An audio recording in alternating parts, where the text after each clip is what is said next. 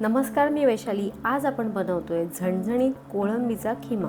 खिमा तर खास होणारच, कारण आपण वापरणार आहोत नलिनी काकूंनी पाठवलेला घरगुती मालवणी मसाला। चला तर मग अजिबात वेळ न घालवता पटकन रेसिपीकडे वळूया। खिमा करण्यासाठी लागेल तितकी कोळंबी घ्यायची। आता बऱ्याच जणांना माहिती नसतं की ही कोळंबी साफ कशी करायची। त्यासाठी करायचं काय, या कोळंबीच्या डोक्याकडील भाग हलक्या हाताने असा वळवायचा आणि काढून टाकायचा। अगदी सहज निघतो। पाहिलात। आता कोळंबीच्या अंगावरचं कवच काढायचं आणि त्याचबरोबर कोळंबीचे पाय।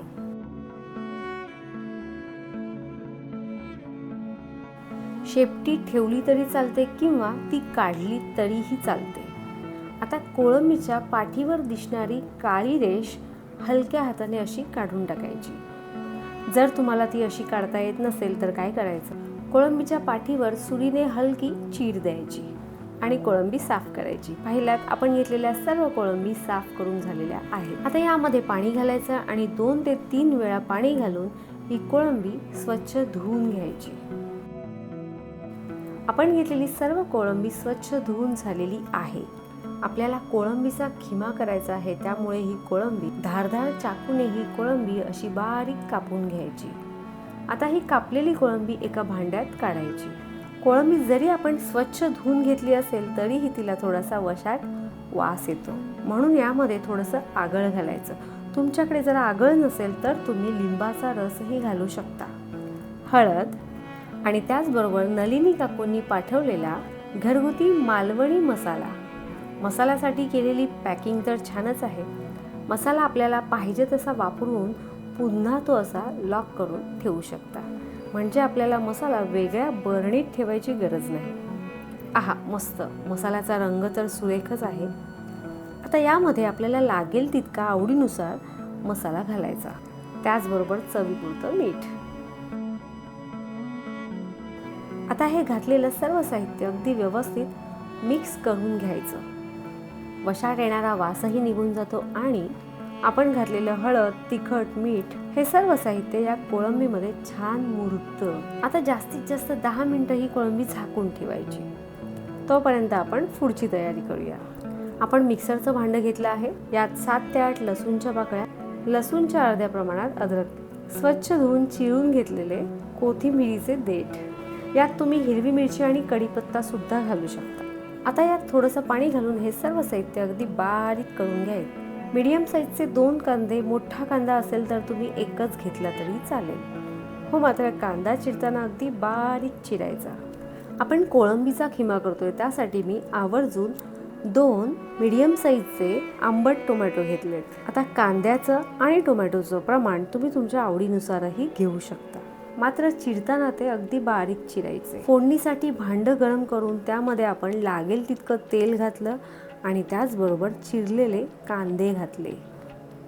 कांदे तेलामध्ये छान परतून झाल्यावर यामध्ये अद्रक लसूणची पेस्ट घालायची आणि ही पेस्ट देखील तेलामध्ये छान परतून घ्यायची, अगदी अद्रक लसूणचा उग्रसपणा निघेपर्यंत।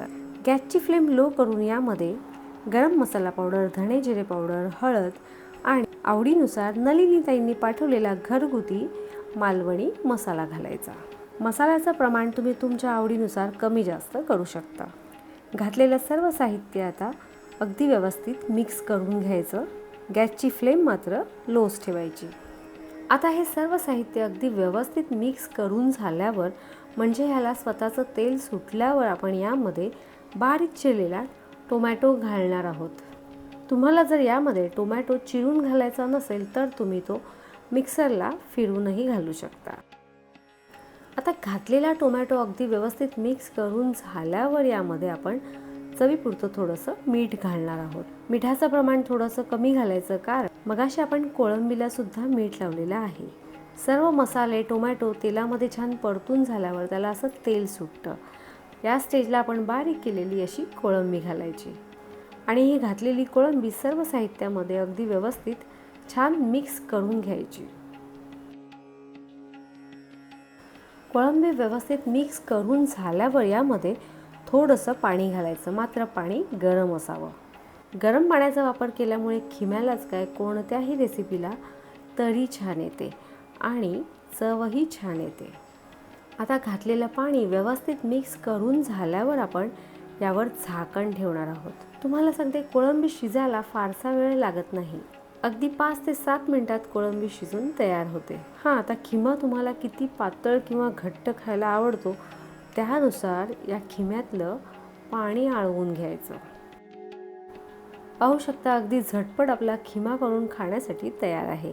आता गॅस बंद करायचा आणि यामध्ये बारीक चिरलेली कोथिंबीर घालायची. घातलेली कोथिंबीरसुद्धा अगदी व्यवस्थित मिक्स करून घ्यायची.